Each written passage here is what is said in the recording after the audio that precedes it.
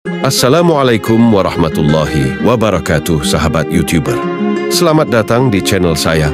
Kali ini saya akan membahas tentang sejarah Syekh Nawawi Al-Bantani, seorang ulama besar asal Indonesia yang menjadi imam Masjidil Haram di Mekah dan penulis banyak kitab-kitab ilmiah. Siapa sebenarnya sosok Syekh Nawawi Al-Bantani? Bagaimana perjalanan hidup dan kiprahnya dalam dunia Islam? Mari kita simak bersama.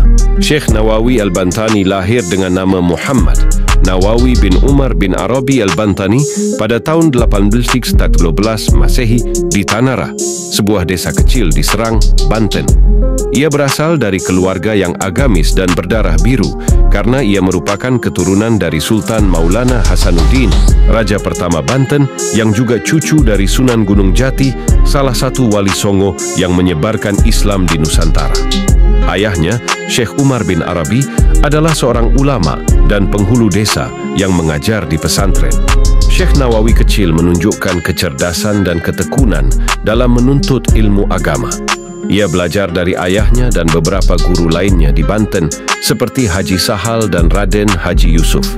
Setelah 6 tahun belajar, ia pulang dan menggantikan posisi ayahnya sebagai pemimpin pesantren di Tanara. Namun, Syekh Nawawi tidak puas dengan ilmu yang ia dapatkan di tanah air. Ia terinspirasi oleh perkataan Imam Syafi'i yang mengatakan bahwa barang siapa ingin mencapai tingkat ilmu yang tinggi, maka ia harus bepergian ke negeri-negeri yang memiliki ilmu.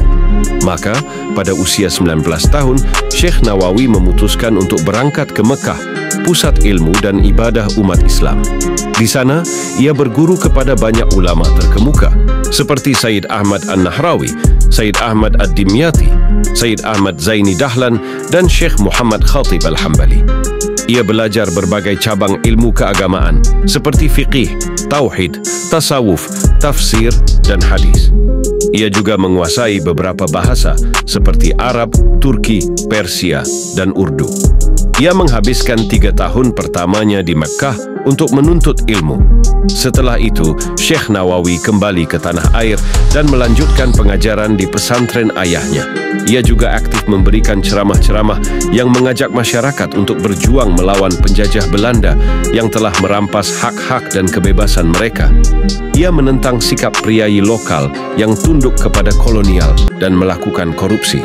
Ia juga mengkritik pemerintah Belanda yang mencampuri urusan agama dan menghalangi dakwah Islam.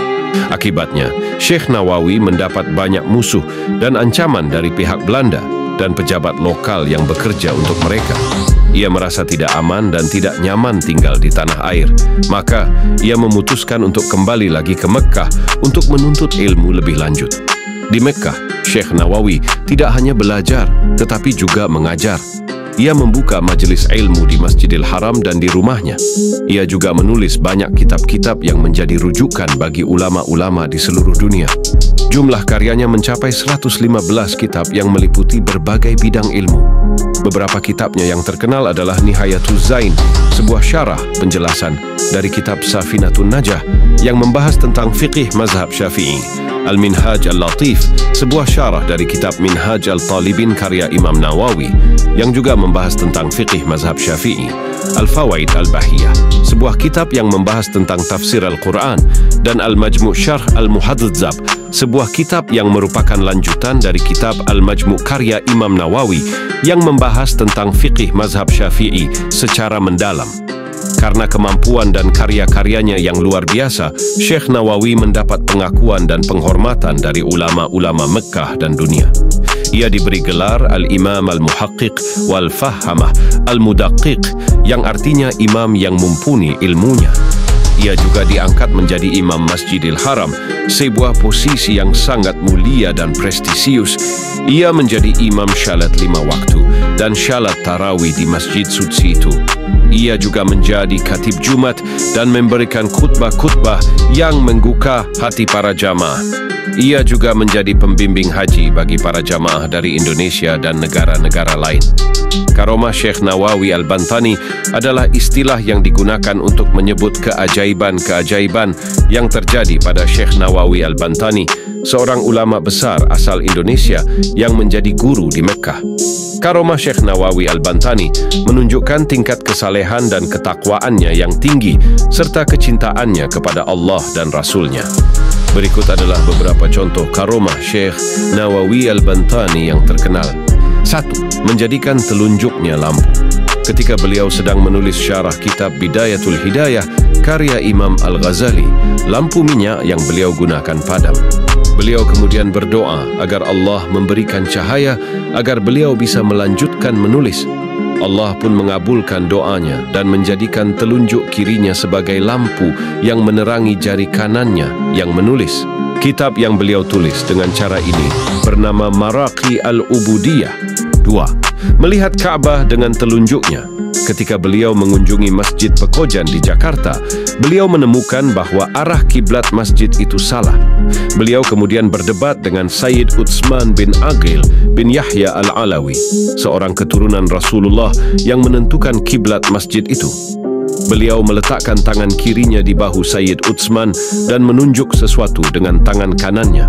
Beliau berkata, "Lihatlah Sayyid, itulah Ka'bah tempat kiblat kita. Lihat dan perhatikanlah. Tidakkah Ka'bah itu terlihat amat jelas, sementara kiblat masjid ini agak ke kiri? Maka perlulah kiblatnya digeser ke kanan agar tepat menghadap ke Ka'bah." Sayyid Utsman pun melihat Ka'bah dengan mengikuti telunjuk Syekh Nawawi dan mengakui kesalahannya. 3. Jasadnya utuh dan kakinya bersinar. Ketika pemerintah Hijaz melakukan pembongkaran makam-makam di Ma'la, termasuk makam Syekh Nawawi, mereka menemukan bahwa jasad beliau masih utuh dan kain kafannya tidak rusak. Bahkan, kakinya yang dulu mengeluarkan cahaya saat menulis kitab masih bersinar. Pemerintah Hijaz pun mengurungkan niat mereka untuk memindahkan makam beliau dan menghormatinya sebagai ulama besar. Karomah Syekh Nawawi Al-Bantani adalah bukti dari keistimewaan dan keberkahan yang Allah berikan kepada beliau. Beliau adalah salah satu ulama yang menjadi kebanggaan dan teladan bagi umat Islam, khususnya di Indonesia. Semoga kita bisa mengikuti jejak dan ajaran beliau. Amin. Syekh Nawawi wafat pada tahun 1897 Masehi di Mekah. Ia dimakamkan di Jannatul Mu'alla, sebuah pemakaman yang berdekatan dengan Masjidil Haram. Ia meninggalkan warisan berupa ilmu dan karya-karya yang bermanfaat bagi umat Islam hingga sekarang. Ia juga meninggalkan banyak murid-murid yang menjadi ulama-ulama besar seperti Hasjim Ash'ari, Khalil Al-Bankalani, Arsyad Thawil Al-Bantani, Tubagus Ahmad Bakri As-Sampuri, Sulaiman Ar-Rasuli, dan lain-lain. Ia juga dihormati sebagai salah satu tokoh ulama Nusantara yang berpengaruh dalam sejarah Islam. Demikianlah sekilas tentang sejarah Syekh Nawawi Al-Bantani.